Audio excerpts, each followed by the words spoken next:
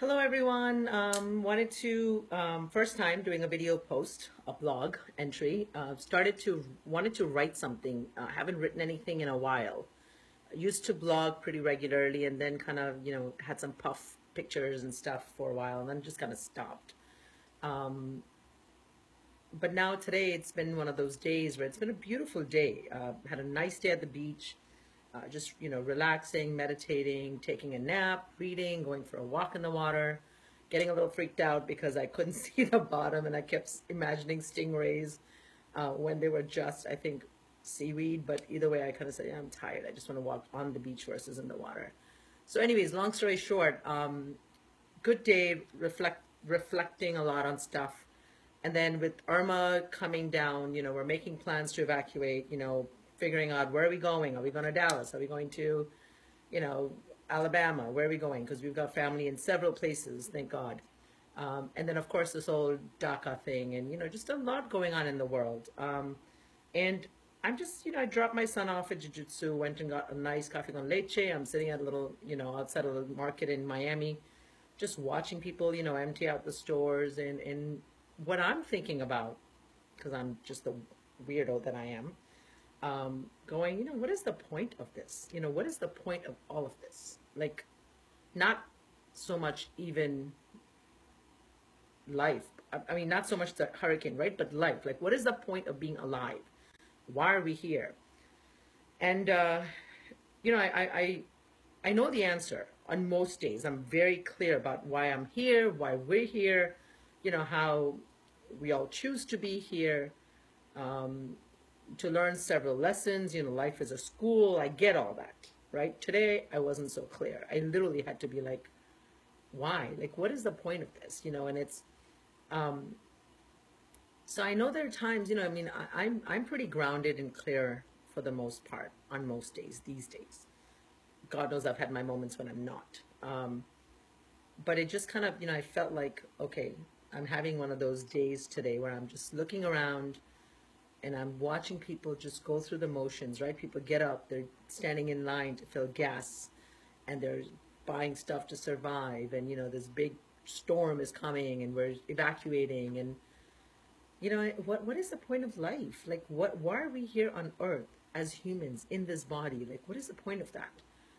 And it just kind of made me, I don't know, not sad, but it just kind of made me just think. So I guess to answer my own question, I have to remind myself, that, yeah, we don't have to be here on Earth. And I know there's many of you, I don't even know if I'm speaking English anymore correctly. I know there's many, many people out there that will, we all have different ideologies and belief systems on spirituality and religion and how the world functions and how, planes of existence and heaven, hell, karma. I mean, we all have different approaches and beliefs based on where we were raised and what religion we follow or don't follow or what have you. And the idea here is not to convince or convert, honestly. I happen to be a practicing Ismaili Muslim, Shia Ismaili Muslim, and thank God for that. But I would be just as content if I was anything else.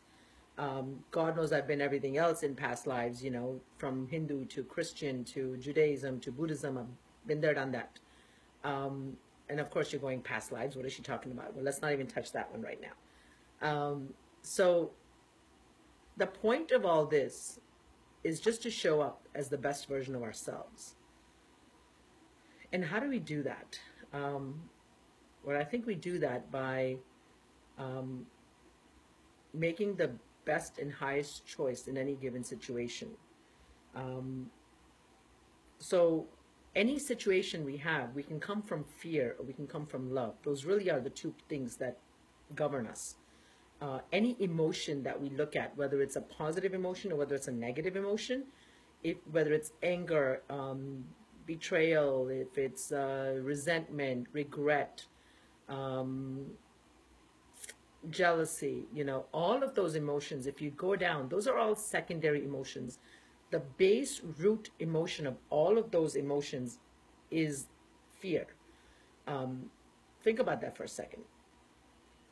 Now, if you look at the positive emotions, which are happiness, joy, there's so many positive emotions, and yet I can't seem to think of those.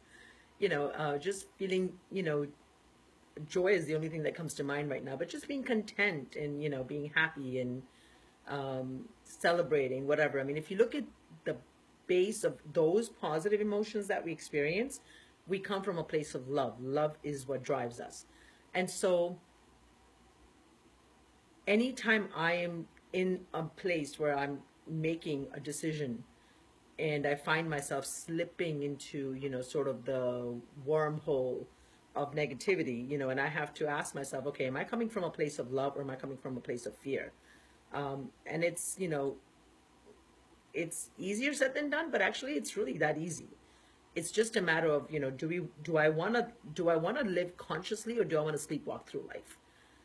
I've done the sleepwalking for a long time. I'm awake. There are times when I go back to sleep, I snooze off, but for the most part, snoozing is not an option. It's time to wake up. The whole world is shifting and consciousness is changing, and we keep hearing about this and reading about this, and it's like, yeah, that's nice, but what does that mean? Well, what that means is more and more of us are waking up. More and more of us are questioning who we are, what are we about, the same questions that I'm asking today. And we go searching for answers. More and more of us are meditating. More and more of us are more aware of the vibrational energy of a person we meet, or even the energy that we ourselves, project and carry when we walk into a room. There's just so much more interest and so much more information out there on chakras and, the different planes of existence. And there's all this talk about the different angels and spirit guides and the afterlife and heaven and hell. And it's just living a more conscious life. And, when it comes down to it, what is this about, right? What are we doing here? Well, again, I think I can really go on and on and on and really talk a lot more about this and talk about, our soul families and the choices we make. And we could talk about soulmates, and we can talk about spirit guides, and we can talk about angels, and, but at the end of the day, let's simplify all of this, for the sake of 7.5 minutes into this. I think we're basically here to learn lessons and realize the wholeness of who we are as individuals, as souls. I do believe that we are spiritual beings having a human experience, not the other way around, where most of us think that we are human beings who have a spiritual experience when we go for service, whatever capacity that is. But I think it's actually the other way around. We're spiritual beings having a human experience, and if we can move through the world with that awareness, it kind of shifts a lot of, it kind of changes your perspective and changes the choices I make and the decisions I make. We still live in the world. We still have to live by the world's rules for the most part, but it's also choosing the higher road, learning the lessons, embracing the lessons. Life happens to all of us. There's a lot of loss, physical, material, losing people, losing things, losing lives, jobs, whatever the case might be. Divorce. I mean, happily divorced 13 years, so been through that process, and I can work with anyone going through that process very efficiently, having come through that beautifully, and I'm on great terms with my ex and his second wife. We're one big happy family, which is not normal. I'm aware of that, but shukar, we're very blessed to be to have that.